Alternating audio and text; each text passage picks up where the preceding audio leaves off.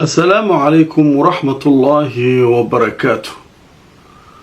كل وناكسن أصحابي ميل كستو أدنا قد داوانيسان markale ku soo dhawaada qisooyinkii aanu idinkugu talagalnay mid ka mid ah.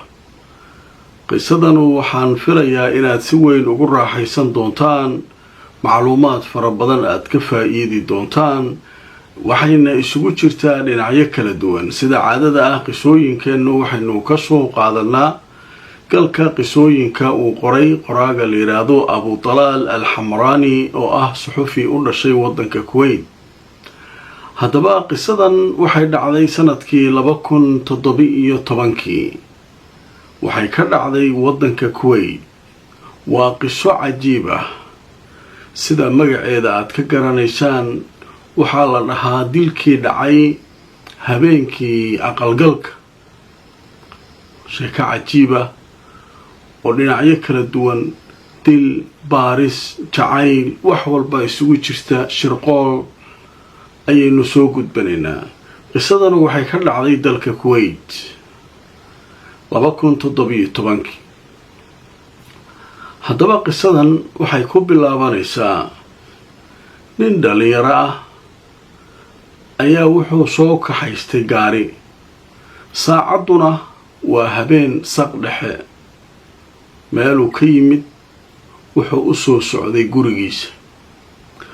meesha uu joogay iyo guriga uu u socdo isaga waxaa u dhaxeeya meel beero iyo waxaasi ku samaysan yihiin. macnaha waa waddo cidla ah oo waddooyin beero iyo meel farda lagu hayo iyo meel geela lagu hayo iyo waxaas ayaa u dhaxeeya. marka waana saq dhexe habeen, waa mugdi, marka nalal badanna ma leh. meesha waa iska gobol, waa tuulo inta badan. meesha uu marayo magaalo weyn ma ah. macnaha gaarigii ninkan iska socday isagoo saas u kacaya ayuu wuxuu arkay nalka gaariga waxaa qabtay wax dhulka yaalla oo saas gacan u taagaya, gacanta kor u taagaya. wuu soo dhaafay, laakiin wuu shakiyey, wuu joogsaday, gadaalo u soo baxay. war waxa meesha yaallaa dadna u ekaa maxay ahaayeen?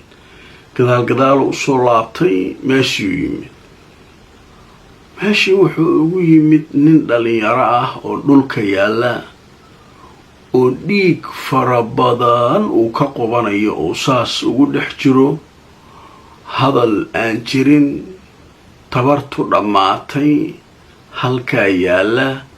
wax tabara wuxuu ka hayaa gacantaa uu gaariga saas waddada ugu lahaa.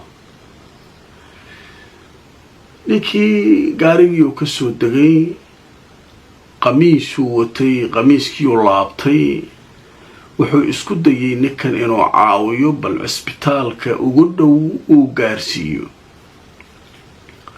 ninkii uu soo qaaday, keligiis wuu la rafaaday. gaarigii uu qayb ka dhigay, ka soo saaray, wuu la soo cararay.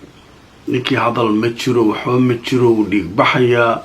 ninkan lama yaqaano isaga. uu iska soo qaaday, uu iska caawinayo.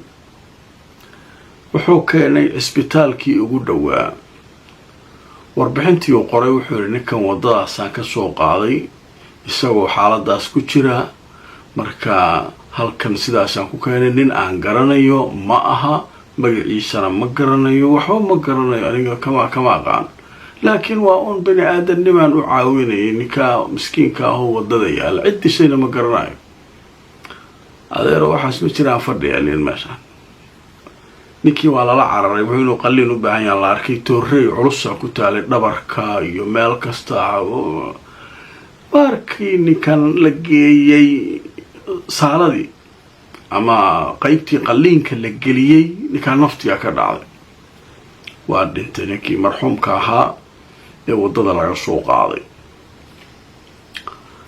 cisbitaalkii booliiskii u yeereen. ninkii booliiskii su-aalay weydiiyeen. ninka xaggee ka soo qaaday, xaggee ku aragtay, say ku ogaatay, adiga xaggee ka timid, yaa kula joogay, markaa soo baxaysa gurigaaga u hoyanaysay, meeqa saacay ahayd. wixii ninkan asaga isxaanka sameynayay ayaa imtixaan la marsiday waa sida sharciga oo qofka wuxuu yahay ma ninka inuu soo dilay isaga iyo in kale iyo xataa liyaa yaqaana marka baaritaanku ku jira ninka markii wixii oo dhan laga qorqoray la aqooday ninkan marka waxa la yiri anaga kula soo xiriireen hadii booliisku ay wax kaaga baahdaan wadankana kama bixi kartid ilaa arrinkan meel la saaray ninka in adiga soo dishay oo isbitaalka keentay in kale ma naqaano laakiin ma bixi kartid iska shaqayso hawlahaaga qabso adiga waxaan bariyaa ka soo madhin anaga baaritaan kala sameynayna hadduu kiiska dib kugu soo laabto waa ku yeerayna okay waa iska tagay bariiski marka ninkii waa la xareeyay meel la xareeyay 3 saac ilaa 4 saac kadib booliiska waxaa soo wacay qoys reer Kuweyda oo leh waxaa naga maqan wiil dhalinyaro ah oo magaciisa la yiraahdo Shaakir wuxuu ninkani caawa inuu guursaday ahayd guurkiisa loo fadhiyay xafladii